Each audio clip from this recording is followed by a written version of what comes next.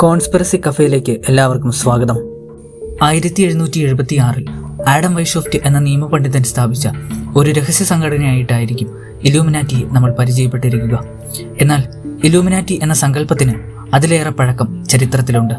പുരാതന റോമൻ സാമ്രാജ്യത്തിൽ ഒരു പ്രത്യേക ഉദ്ദേശത്തോടു കൂടി ആരംഭിച്ചിരുന്ന ഏതൊരു രഹസ്യ സംഘടനകളെയും ജ്ഞാനോദയം ലഭിച്ചവർ എന്നർത്ഥമുള്ള ഇലൂമിനാറ്റി അല്ലെങ്കിൽ ഇതിനോട് ബന്ധപ്പെടുത്തിയ പദങ്ങൾ ഉപയോഗിച്ചാണ് വിശേഷിപ്പിച്ചിരുന്നത്. പിന്നീട് ഡാർക്ക് ഏജുകളിൽ രൂപം കൊണ്ട പല രഹസ്യ സംഘടനകളും അറിയപ്പെട്ടിരുന്നത് ഈ പദത്തെ കൂട്ടുപിടിച്ചാണ്. 1500കളിൽ അഫ്ഗാനിസ്ഥാനിൽ റാഷനിയ എന്നൊരു രഹസ്യ സംഘടന രൂപം കൊണ്ടു. റാഷനിയ എന്ന പദത്തിന്റെ അർത്ഥം തന്നെ ജ്ഞാനോദയം ലഭിച്ചവർ എന്നാണ്. അക്കാലത്ത് പ്രസിദ്ധനായിരുന്ന പിയർ ബൈസിദ് ഖാൻ എന്ന സൂഫി മിസ്റ്റിക്കായിരുന്നു ഈ സംഘടനയുടെ സ്ഥാപകൻ.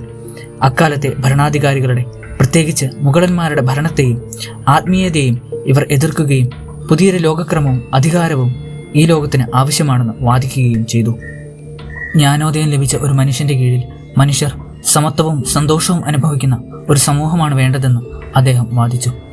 ഏതാണ്ട് ഇതേ കാലത്ത് തന്നെ സ്പെയിനിൽ രൂപം കൊണ്ട മറ്റൊരു രഹസ്യ സംഘടനയാണ് ജ്ഞാനോദയം ലഭിച്ചവർ എന്നർത്ഥമുള്ള അലുംബ്രാദോസ് അല്ലെങ്കിൽ ഇലൂമിനാത്തോസ്.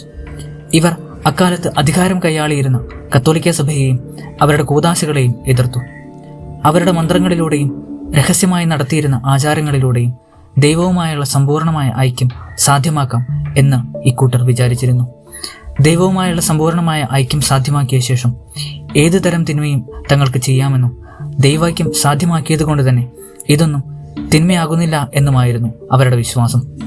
കാലക്രമേണ ഇതൊരു സെക്സ് കൾട്ടായി മാറി. 1525 ഈ സംഘടന നിരോധിക്കപ്പെട്ടു. ഇവരിൽ ഏതാനും പേരെ വധിക്കുകയും ചെയ്തു. ശേഷിച്ചവർ ഫ്രാൻസിലേക്ക് കുടിയേറി തങ്ങളുടെ ആശയം അവിടെ പ്രചരിപ്പിച്ചു. അവിടെ അവർ അറിയപ്പെട്ടത് ഇലൂമിനസ് എന്നായിരുന്നു. കാലക്രമേണ ഇവർ റോസിക്രൂഷ്യൻസ് എന്ന രഹസ്യ സംഘടനയുമായി കൂടിച്ചേർന്നു എന്ന് പറയപ്പെടുന്നു. 1700കളിൽ മറ്റൊരു ഇലൂമിനസ് ഗ്രൂപ്പ് തെക്കൻ ഫ്രാൻസിലെ സെവനസ് എന്ന പ്രവിശ്യയിൽ കാണപ്പെട്ടു. ഇവർ അക്കാലത്തെ കത്തോലിക്ക സഭയ്ക്കും രാജാവിനുമെതിരെയുള്ള പ്രൊട്ടസ്റ്റന്റ് സമരത്തിന്റെ ഭാഗമായിരുന്നു. ഇത്തരത്തിലുള്ള ഇലൂമിനാറ്റികൾ പിന്നീട് ഇംഗ്ലണ്ടിലേക്ക് ചേക്കേറുകയും അവിടെ ഫ്രഞ്ച് പ്രൊഫറ്റ്സ് എന്ന സെക്റ്റ് രൂപീകരിക്കുകയും ചെയ്തു. ഈ സെക്റ്റിലെ ആളുകൾ പിന്നീട് ഫ്രീമേസണറി എന്ന രഹസ്യ സംഘടനയുടെ മെസോണിക് ലോഡ്ജുകളിൽ കടന്നുകൂടിയതായി കോൺസ്പിറസി തിയറിസ്റ്റുകൾ സാക്ഷ്യപ്പെടുത്തുന്നുണ്ട്.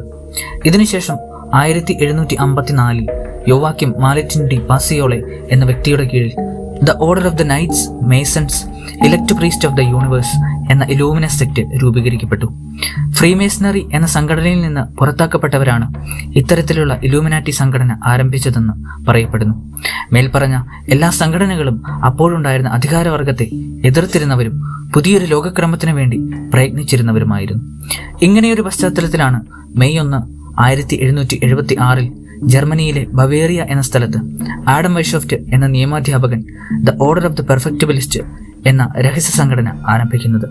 പിന്നീട് ഓർഡർ ഓഫ് ദ ഇലൂമിനാറ്റി എന്ന് പുനർനാമകരണം ചെയ്യുകയും ചെയ്തു. ജ്ഞാനത്തിന്റെ പ്രതീകമായി കണ്ടിരുന്ന ഗ്രീക്ക് ദേവതയായ അവൾ ഓഫ് മിനർവയെ സംഘടനയുടെ ചിഹ്നമായി അദ്ദേഹം സ്വീകരിച്ചു. ഒരു പുതിയ ലോകക്രമത്തെ സൃഷ്ടിക്കുക എന്നതായിരുന്നു ഈ സംഘടനയുടെ ലക്ഷ്യം. പുതിയ ലോകക്രമത്തെ സൃഷ്ടിക്കണമെങ്കിൽ പഴയ അഥവാ അപ്പോൾ നിലവിലുണ്ടായിരുന്ന ലോകക്രമത്തെ ഇല്ലായ്മ ചെയ്യണം. അതുകൊണ്ട് അന്നത്തെ മതത്തെയും, അതായത് കത്തോലിക്ക സഭയെയും ഗവൺമെന്റിനെയും അതിൻ്റെ ഉള്ളിൽ നിന്നുകൊണ്ട് തന്നെ പൊളിച്ചെടുക്കുവാൻ അവർ ശ്രമം തുടങ്ങി. അതിനുവേണ്ടി വൈഷോഫ്റ്റ് ആദ്യമായി തൻ്റെ കോളേജിലെ വിദ്യാർത്ഥികളെയും പിന്നീട് രാഷ്ട്രീയ നേതാക്കളെയും മതസ്വാധീനമുള്ളവരെയും തൻ്റെ സംഘടനയിലെ അംഗങ്ങളായി തിരഞ്ഞെടുത്തു. തൻ്റെ സംഘടന ഇനിയും വളർത്തണം എന്ന ഗൂഢലക്ഷ്യത്തോടെ 1777 ആഡം അക്കാലത്ത് പ്രബലമായിരുന്ന ഫ്രീമേസണറി എന്ന രഹസ്യ സംഘടനയിൽ ചേർന്ന് പ്രവർത്തനം ആരംഭിച്ചു. വൈകാതെ തന്നെ ഫ്രീമേസണറിയുടെ പ്രമുഖ സ്ഥാനങ്ങളിലേക്ക് എത്തുവാൻ വൈഷോഫ്റ്റിനും അദ്ദേഹത്തിനോടൊപ്പം ഫ്രീമേസണറിയിൽ അംഗങ്ങളായ അദ്ദേഹത്തിൻ്റെ അനുയായികൾക്കും സാധിച്ചു. പിന്നീട് മെസോണിക് ഹോളുകളെ ഓർഡർ ഓഫ് ഇലൂമിനാറ്റി എന്ന തൻ്റെ സംഘടനയിലേക്കുള്ള റിക്രൂട്ടിംഗ് സെന്ററുകളായി അദ്ദേഹം മാറ്റി.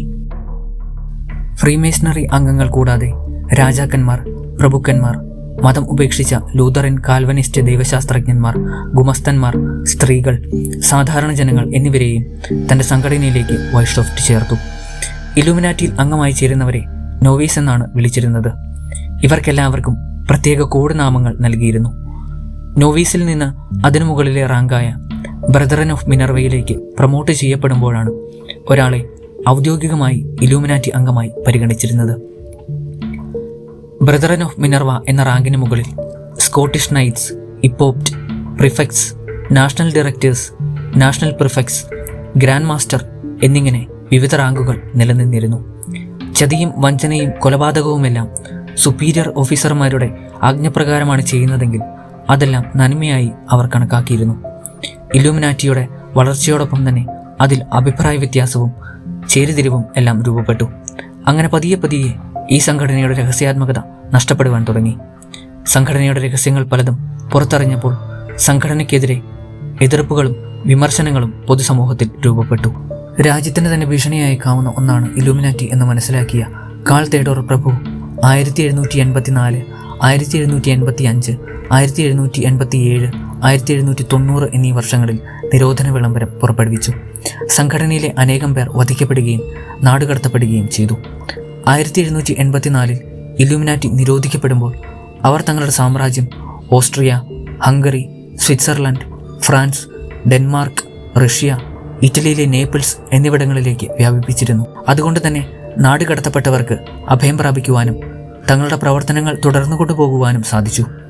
സംഘടന നിർത്തലാക്കിയപ്പോൾ ആഡം വൈഷോഫ്റ്റ് ബവേറിയയ്ക്ക് അടുത്തുള്ള ഗോഥ എന്ന പ്രവിശ്യയിലേക്ക് ഒളിച്ചോടിയെന്നും ഇലൂമിനാറ്റി അംഗമായിരുന്ന ഗോഥ രാജാവ് വൈഷോഫ്റ്റിന് വേണ്ട സുരക്ഷ ഒരുക്കിയെന്നും പറയപ്പെടുന്നു.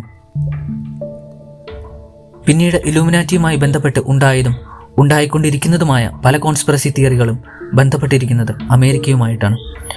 1780 ബേഡർ എന്ന പേരിൽ ഇലൂമിനാറ്റിയിലെ ഒരംഗം അമേരിക്കയുടെ പിതാവായ ബെഞ്ചമിൻ ഫ്രാങ്ക്ലിന് 3 എഴുത്തുകൾ എഴുതിയതായി രേഖകളുണ്ട്. അവർക്ക് ഒരു കോളനി അമേരിക്കയിൽ തുടങ്ങാൻ സാധിക്കുമോ എന്ന് ചോദിച്ചാണ് ആ എഴുത്തുകൾ എഴുതിയത്. എന്നാൽ അതിന് ലഭിച്ച മറുപടി എന്തായിരുന്നുവെന്ന് ഇന്നും വ്യക്തമല്ല. ജർമ്മനിയിൽ നിന്ന് ഒളിച്ചോടിയ ഇലൂമിനാറ്റി അമേരിക്കയിൽ ഒരുമിച്ചുകൂടി തങ്ങളുടെ പ്രവർത്തനങ്ങൾ അവിടെ വ്യാപിപ്പിച്ചു എന്ന വാദങ്ങളുണ്ട്. 1935 പുറത്തിറങ്ങിയ $1 നോട്ടിലെ ഇലൂമിനാറ്റിയുമായി ബന്ധപ്പെട്ട ചിഹ്നങ്ങൾ ഈ വാദത്തെ ശരിവയ്ക്കുന്നതാണ്. ചരിത്രത്തിലെ ഇലൂമിനാറ്റി 1790 അവസാനിച്ചു. പിന്നീട് ഇലൂമിനാറ്റി എന്ന ആശയം പ്രചരിക്കപ്പെട്ടത് പുസ്തകങ്ങളിലൂടെയും നോവലുകളിലൂടെയുമാണ്. 1818 പുറത്തിറങ്ങിയ മേരി ഷെല്ലിയുടെ ഫ്രാങ്കിൻസ്റ്റൈൻ എന്ന നോവലിൽ ഇലൂമിനാറ്റിയുടെ ആശയങ്ങൾ ഒളിഞ്ഞും തെളിഞ്ഞും കാണാം എന്ന് പറയുന്നവരുണ്ട്. റിസർച്ചറായ സ്കോട്ട് ഡിഹാർട്ട് മേരി ഷെല്ലിയുടെ ഭർത്താവായ പേഴ്സി ഷെല്ലി ഒരു ഇലൂമിനാറ്റിസ്റ്റ് ആയിരുന്നുവെന്നും മേരി ഷെല്ലിയല്ല മറിച്ച് പേഴ്സി ഷെല്ലിയാണ് ഈ നോവൽ എഴുതിയതെന്നും അഭിപ്രായപ്പെടുന്നു. ജെയിൻ ഓസ്റ്റിൻ്റെ നോർത്തിങ്ങർ ആബെ എന്ന നോവൽ, ലിയോ ടോൾസ്റ്റോയുടെ വാർ ആൻഡ് പീസ് എന്നീ പുസ്തകങ്ങളിൽ ഇലൂമിനാറ്റിയെ പറ്റിയുള്ള അവ്യക്തമായ പരാമർശങ്ങൾ കാണാൻ സാധിക്കും. ഡാൻ ബ്രൗണിൻ്റെ ഏഞ്ചൽസ് ആൻഡ് ഡീമൻസിൽ അദ്ദേഹം ഇലൂമിനാറ്റിയെ ഗലീലിയോവുമായി ബന്ധപ്പെടുത്തിയാണ് അവതരിപ്പിക്കുന്നത്. മിസ്റ്റർ വെബ്സ്റ്റർ 1924 എഴുതിയ secret societies and subversive movements എന്ന പുസ്തകത്തിൽ ഇലൂമിനാറ്റിയെ ഫ്രഞ്ച് റവല്യൂഷനും ബോൾഷെവിക്സുമൊക്കെയായി ബന്ധപ്പെടുത്തുന്നുണ്ട്. എന്നാൽ ഇന്ന് നാം ഇലൂമിനാറ്റിയുമായി ബന്ധപ്പെട്ട് കേൾക്കുന്ന പല കോൺസ്പിറസി തിയറികളുടെയും തുടക്കം 1960കളിൽ പ്രചാരം ലഭിച്ച ഡിസ്കോഡിയനിസം എന്ന സിദ്ധാന്തത്തിൽ നിന്നാണ്. പ്രപഞ്ചത്തിൽ ഓർഡർ പോലെ തന്നെ കയോസും പ്രധാനപ്പെട്ടതാണ് എന്ന് പറഞ്ഞു വയ്ക്കുന്ന ആശയമാണിത്. ഈ ആശയത്തെ അടിസ്ഥാനമാക്കി Robert Ardern villain, Robert she എന്നീ 2 എഴുത്തുകാർ ദ ഇലൂമിനാറ്റസ് എന്ന നോവൽ പ്രസിദ്ധീകരിക്കുന്നു. ബെഞ്ചമിൻ ഫ്രാങ്ക്ലിൻ്റെ മരണവും ജോൺ എഫ് കെന്നഡിയുടെ വധവും ഉൾപ്പെടെ ഒട്ടേറെ കാര്യങ്ങൾ ഈ നോവലിലൂടെ അവർ വായനക്കാരിലേക്ക് എത്തിക്കുന്നു.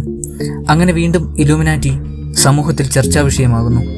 ഇങ്ങനെ പോയിക്കൊണ്ടിരുന്ന കോൺസ്പിറസി തിയറികളെ മറ്റു തലത്തിലേക്ക് നയിച്ച വ്യക്തിയാണ് ബ്രിട്ടീഷ് കോൺസ്പിറസി തിയറിസ്റ്റായ ഡേവിഡ് ഐക്ക്.